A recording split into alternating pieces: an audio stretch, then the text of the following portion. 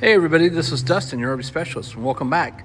So I'm going to do a couple of different videos on these axles just to kind of give you a heads up.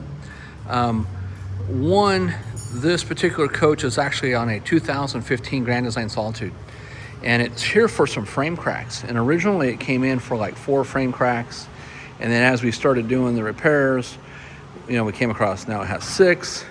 We made a stop, called the manufacturer, and we came back, found a couple more frame cracks.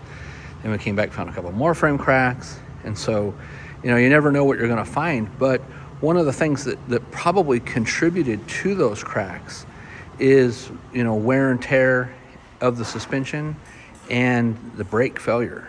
So on this particular unit, and again, I'm going to do a couple different videos to capture different little segments of it.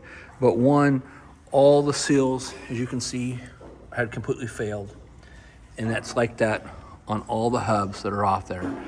All the brake shoes are contaminated and soaked, even to the point where there was grease that just stepped on that was caked on and cooked, that became hard and was rolling around in the drum itself.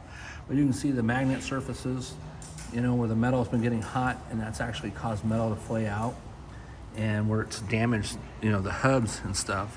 But this is not safe. This is a condition where, that's like ice skating. You don't have the ability to stop in an emergency situation, and it would take you about double the amount of time, if not more, to stop, because again, you're like ice skating. So I'm gonna do a couple more videos on this. In the other videos, you're gonna see the springs are all spanning out, where they're fanned out. And then also the center equalizers are all worn out past the bushing and past the actual housing, so they're not safe, as well as they're worn on the sides, as well as at some point somebody put a double layer of shackle links on there. They recently, we don't know how long, but we can see from the springs, they recently purchased springs from e-trailer and put new springs on it. So the springs are fine. The bushings that are on there are somewhat worn, and they are a nylon bushing instead of a bronze bushing. And so, and those were greased as well. So that's the wrong bushing with the wrong, shackle bolts. So anyway, stay tuned for more. I'm going to come back and I'm going to do videos on individual pieces on this so that you can kind of get more of an idea.